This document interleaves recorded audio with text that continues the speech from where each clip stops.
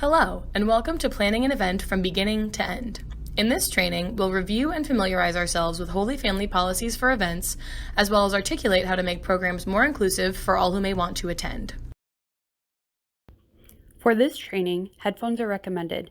You'll also need an option to take notes with, such as pen and paper, and open Word or Google Doc or voice memos. First, we'll do a short event planning exercise. Then, we'll dive into inclusive event planning, how to make events welcoming for all. Then, we'll review policies and procedures that go into event planning and highlight how to follow up and evaluate events once they're finished. First, event planning. How do we usually go about it? To start, take 5 minutes to plan an imaginary event. Consider the questions on screen and make sure to take notes. Feel free to pause the presentation at this point.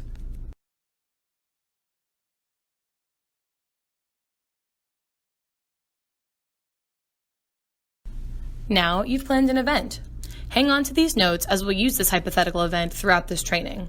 Take a few minutes to reflect on your event planning process during that exercise. Use the questions on screen to think about it.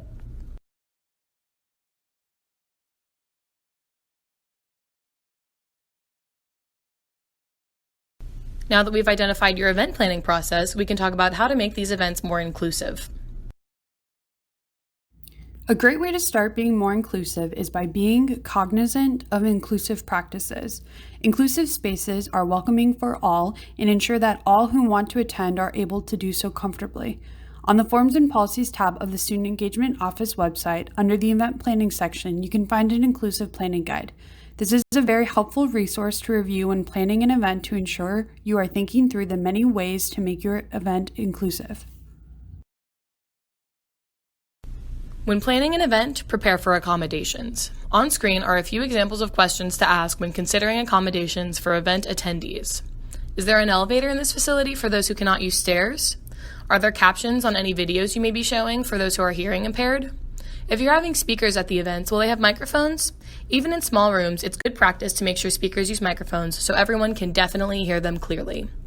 It's also important to make sure that food choices are available for those with dietary restrictions, either by asking for dietary restrictions from the attendees beforehand or ensuring that a wide variety of food options are available. Finally, it's important to ask yourself if the language you're using is inclusive.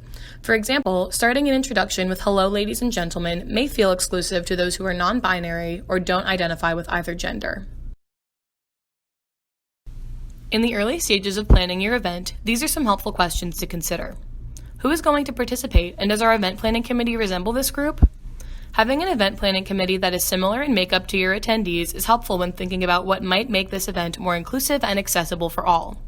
By asking yourself who may feel welcome or unwelcome at the event, you're asking yourself, who am I including and who am I excluding?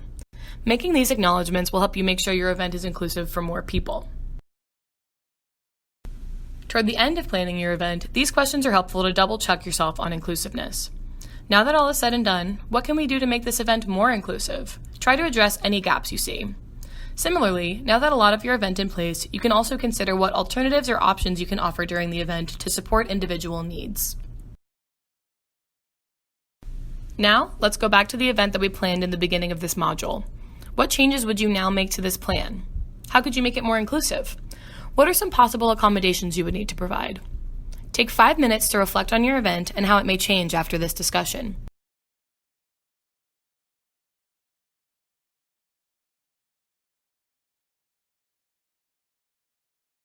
Now, let's move into some of the logistics, Holy Family University policies and procedures.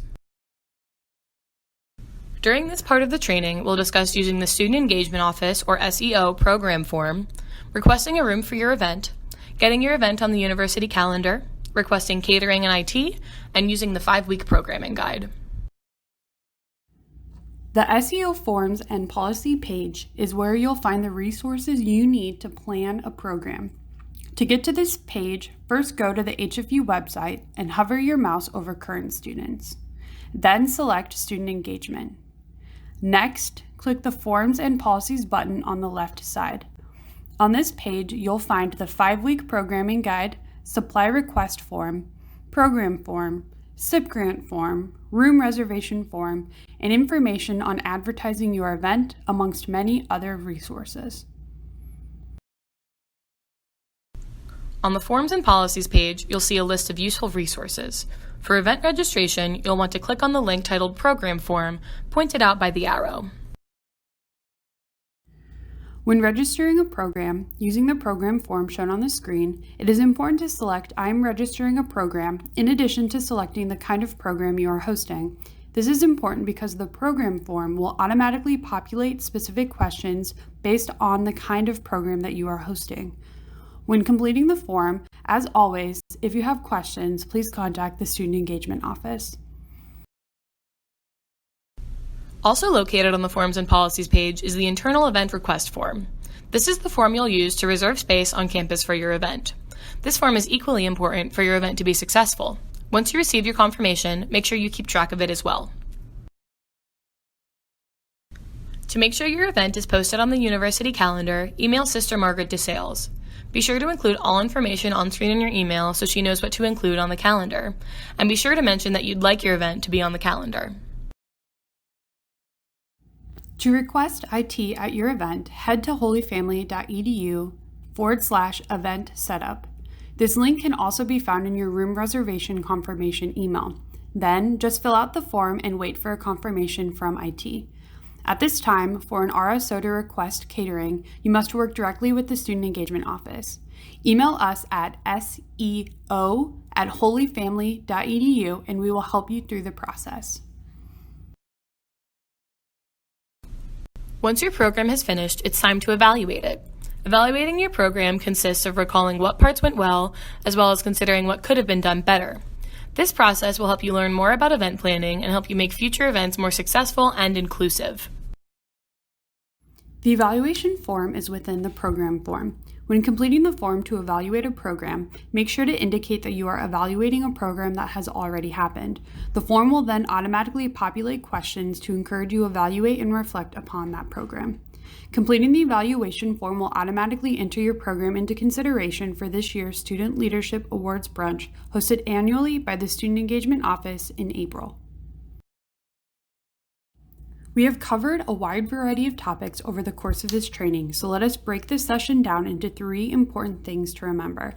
First, utilize the 5-week programming guide. Second, utilize the inclusive programming guide. And third, complete the appropriate registration forms and policies, including evaluating your program after it has already happened. And remember, links and lists to these resources are available on the Student Engagement Office website. Thank you for completing this training. Please email seo@holyfamily.edu with any questions, comments, or concerns. To receive credit for completing this training, please take the post-assessment that is linked in the description for this video. The template for this presentation was found on slidecarnival.com, a great free resource for slide presentations. All photos are from unsplash.com, another free resource full of high-quality photographs.